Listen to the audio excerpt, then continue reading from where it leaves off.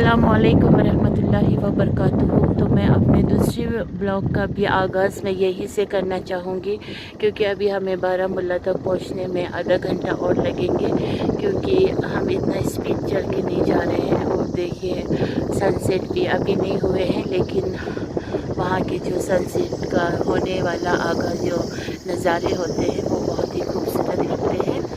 और देखिए फिर से वही हरियाली, फिर से वही पहाड़, उस पहाड़ के दामन में बारामुल्ला बसे हुए हैं। तो असल में बारामुल्ला के चारों ओर पहाड़ है और बीच में बारामुल्ला बसे हैं, जहाँ पर मेरा हस्बैंड का बचपना गुजरा है। तो इसीलिए बारामुल्ला नाम से मैं बहुत ज़्यादा मोहब्बत करती हूँ, क्योंकि मैं अपने शौहर से मोहब्बत करती हूँ, तो उसके पैदाइश वाली जगह को भी लाजिम सी बात है कि मैं मोहब्बत करूँ। और भी एक रिश्ता बारामुल्ला से मेरा जुड़ा हुआ है, क्योंकि मेरा छोटा बेटा बारामुल्ला में ही पैदा हुए थे, संजिस नर्सिंग होम में, और वो वहीं पे गुज़र गए छोटे में ही। जब वो 3 दिन के थे तो कुछ कॉम्प्लिकेशन हुआ था, तो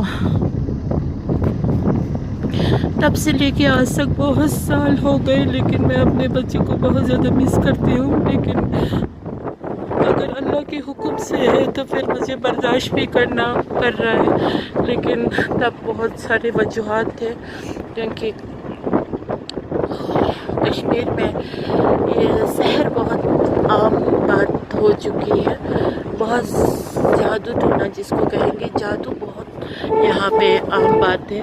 तो पता नहीं, मेरा बच्चा तो अच्छा खासा था, लेकिन मैंने ये सब कुछ अल्लाह पे छोड़ दिया है। और मैं ब्लॉग में बताना भी मुनासिब नहीं समझूंगी। लेकिन हाँ, एक वो बात भी है कि मेरा न्यू बॉर्न बेबी का कब्र भी बारामुल्ला में है, तो इसीलिए बारामुल्ला से मुझे बहुत ज़्यादा लगाव है। और अल्लाह ताला इंशाल्लाह मुझे आखिरत के दिन मेरा वो छोटा बच्चा मुझे अल्लाह से सिफारिश करने में मदद करेंगे, अपने माँ बाप को और अपने बहनों को, क्योंकि मुझे पूरे खुदा के ज़ात ईमान है और भरोसा है।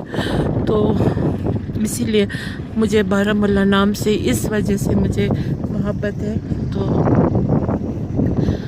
और बारामुल्ला बहुत खूबसूरत जगह है। जब सिटी में ज़्यादा गर्मी होती है तो मैं बारामुल्ला की तरफ आ जाती हूँ, क्योंकि यहाँ पे हवाई जो है वो बारामुल्ला में 12 महीना हवा की कमी नहीं होती है, और उस हवा में एक ठंडक होता है।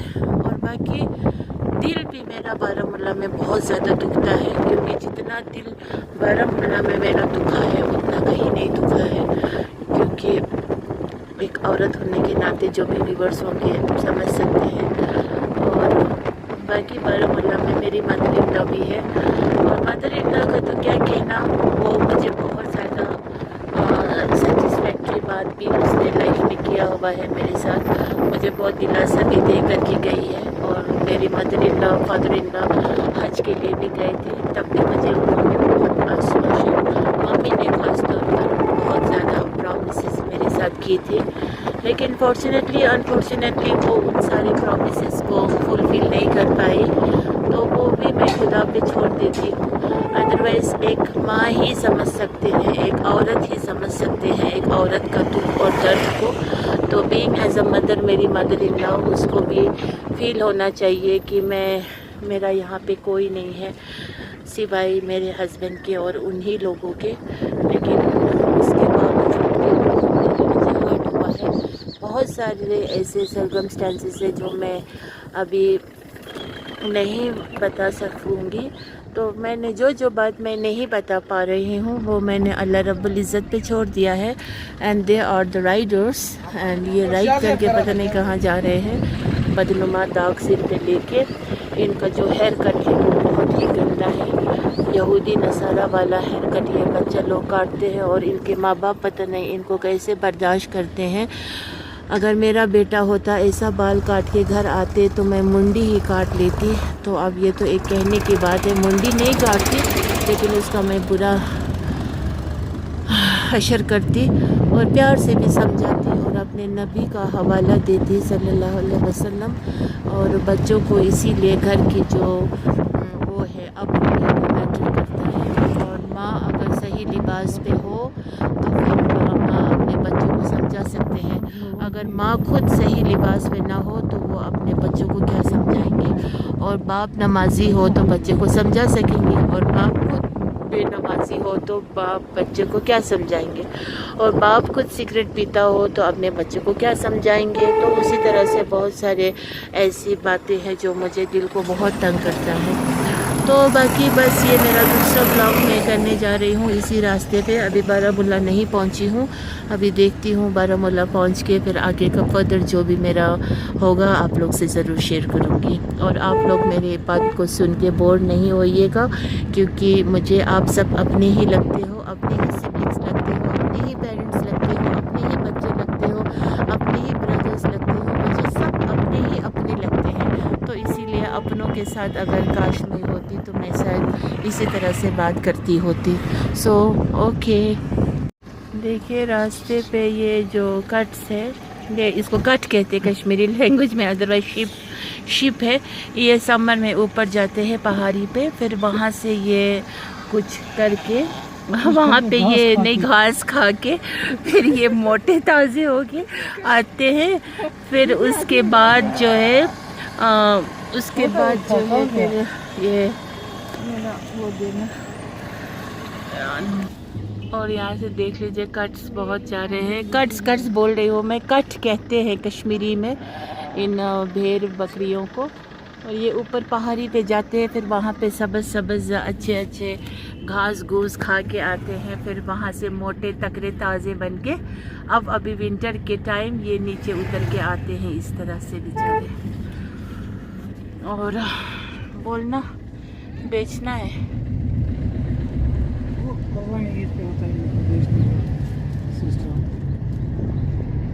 قربانی عید تک یہ لوگ پالتے پوستے ہیں، پھر وہاں سے یہ لوگ بیچنا شروع کرتے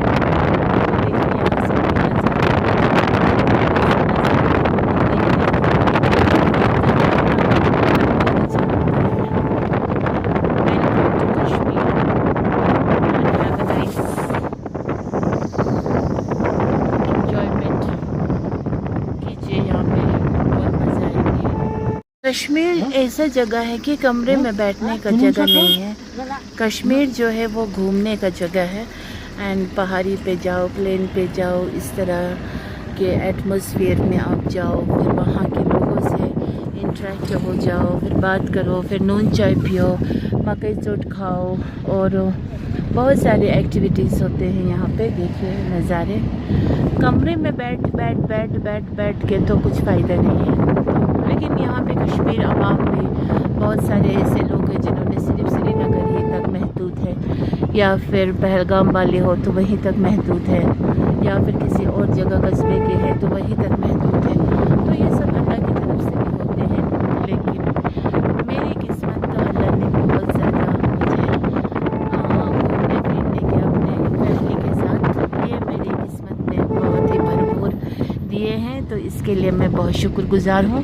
اور یہ مجھے لگتا ہے اس لیے کہ میں کیونکہ بیک بائٹنگ نہیں کرتی ہوں، ایبت کے بد نہیں کرتی ہوں، اور میرے 3-4 لوگوں کے ساتھ مل کے بیٹھ کے پھر ایبت کیا، ایسا کوئی میرا وقت نہیں ہے جو میں جتنا بھی سوچوں. کیونکہ 2-3-4 لوگ مل کے 5 لوگ اس سے بڑے گروپ بنا کے بیٹھ کے آج تو بہت غیبت کرتے ہیں.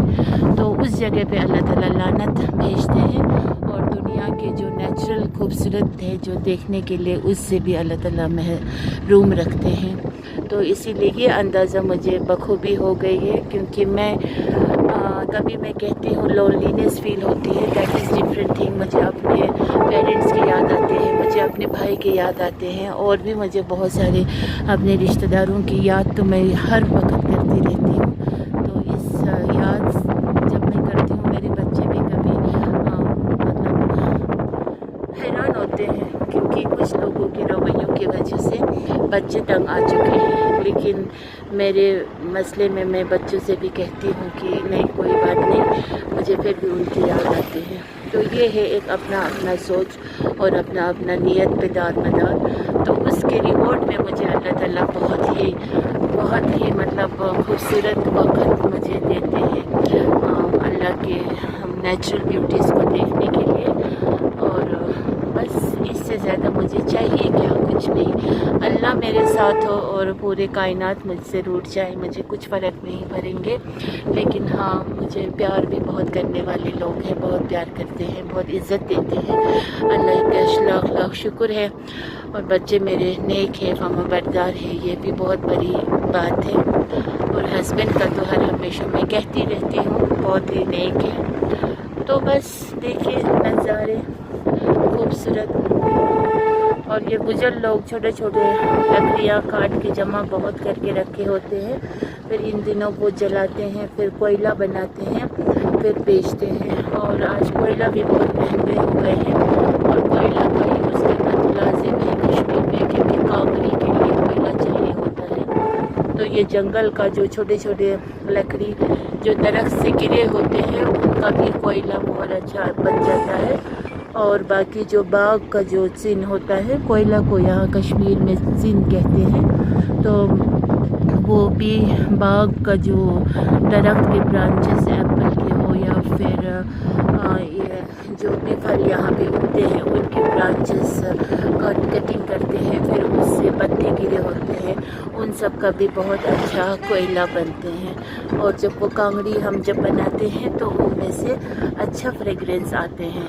جی تو دیکھ لیجئے, باقی تو ایسے ہی ہے. اور مجھے آپ لوگوں سے اس طرح بات کرنا بہت اچھا لگتا ہے. میرے ویورز جو بھی ہوں, جو بھی دیکھ رہے ہوں, سب کے لیے میری دل سے ڈھیر ساری دعائیں ہیں. اور امید کرتی ہوں کہ آپ بھی پورے مسلمان امت کو اپنے اپنی دعاؤں میں ضرور یاد رکھیے. اور جو اس دنیا سے چلے گئے ہیں ان کے لیے فاتحہ ضرور بھیجیے. اور پورے مسلمان جو بھی اس دنیا سے رخصت ہو چکے ہیں ان سب کے نام جہاں پہ وہاں روح ہوتے ہیں, ان سب کے نام اپنے پورے مسلمان جتنے بھی دنیا سے جا چکے ہیں ان سب کو اللہ تعالیٰ میرے فاتحہ پڑھا ہوا ثواب پہنچا دے. اس طرح سے دعا کرے تو اللہ تعالیٰ ضرور ان تک وہ ثواب میسر فرماتے ہیں. باقی بس میرا آج کا بلاگ میں یہیں پہ اینڈ کرتی ہوں, اس خوبصورت نظارے کے ساتھ, اس نیلے نیلے امبر آسمان کے اوپر جو ہلکے ہلکے بادل ہے, اور یہاں سے پورا ہماری بارہمولہ دکھ رہے ہیں نیچے. تو ابھی ہمیں وہیں پہ اترنا ہے, تو یہ بلاگ بہت لمبا چوڑا ہو رہا ہے, تو میں یہاں پر اینڈ کرتی ہوں. اور ڈھیر ساری محبت اور پیار اور دعا کے ساتھ السلام علیکم ورحمۃ اللہ وبرکاتہ. یہ دیکھیے بارہمولہ کا رات کا نظارے. ابھی ہم بارہمولہ مین ٹاؤن تاسکین چوک پہ ہم ہیں.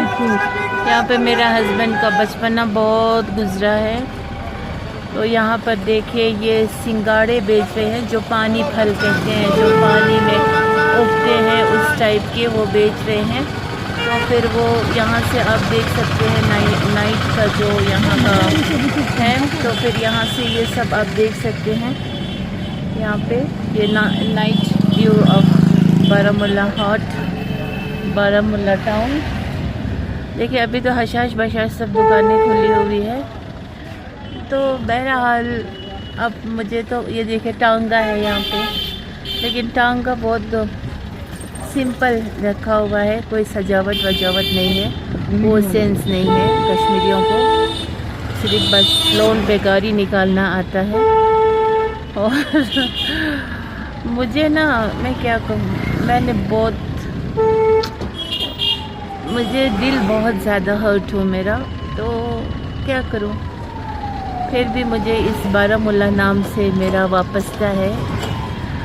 سو دیکھ لیجئے ابھی رات کا ایسا کچھ نظارہ ہے. ابھی پبلک کم ہی ہے, لیکن دکانیں ابھی بھی انتظار کر رہے ہیں, کوئی کسٹمر آئیں گے مت یہ سوچ کے. تو یہاں ایک تو اردو میری مادری زبان نہیں ہے, دوسری کشمیر کا جو اردو ہوتا ہے وہ تھوڑی عجیب ہوتا ہے. مت ہوگا, مت کہتے ہیں, مطلب ہم کہیں گے نا یہ ایسا ہوگا تو ایسا ہوگا, تو یہاں پہ اردو میں یہ مت ڈالتے ہیں, یہ ایسا مت ہوگا. مت ہوگا کا مطلب ہوگا ہے, لیکن مت کا مطلب ہے ہوگا. یس لائک ٹائپ آف, پتہ نہیں, میں بھی اس بارے میں بہت کنفیوژن ہو گئی تھی, لیکن اب تو عادت سی ہو گئی ہے. ہمیں کہیں مت جانا ہے, ہمیں کہیں جانا ہے, یہ کہنے کی جگہ پہ ہمیں کہیں مت جانا ہے, مت بولیں گے. سو یہ پتہ نہیں آپ لوگ میرے اس بات کو سمجھ پاؤ گے یا نہیں پاؤ گے, کیونکہ میرے اپنے टाइम में मुझे ये समझना बहुत ही मुश्किल हो गया था। तो फिर मत समझेंगे, this is like you know, थोड़ा सा उर्दू में यहाँ का जो बात है ना वो मिक्स करके ट्रांसलेट कर दिया है। सो यहाँ पर अभी जाम हो गया है। जाम होता है क्योंकि नैरो रास्ता जो है वो बहुत ही ज़्यादा नैरो होते हैं यहाँ पे, तो इसलिए रास्ता देते यहाँ से पूरे जाम होते हैं। और लोगों को इतना ड्राइविंग सेंस भी नहीं होते हैं, जो मेरा वो गाड़ी अंडर एज भी चला लेते हैं, सब कुछ चला लेते हैं। तो गाड़ी का कोई जो सेंस है ना, ड्राइविंग सेंस, वो बहुत ही कम है। रात को लाइट जब होंगे ड्राइविंग, वो डिपर किसी कभी नहीं देते, डिपर तो यूज़ ही नहीं करते हैं। तो आगे से इतना मतलब लाइट ब्राइट आ रहे होते हैं, तो यहाँ से जो चला के वो जो डिपर दे रहे हैं तो वो तो उसके लिए यूज़लेस ही हो जाते हैं।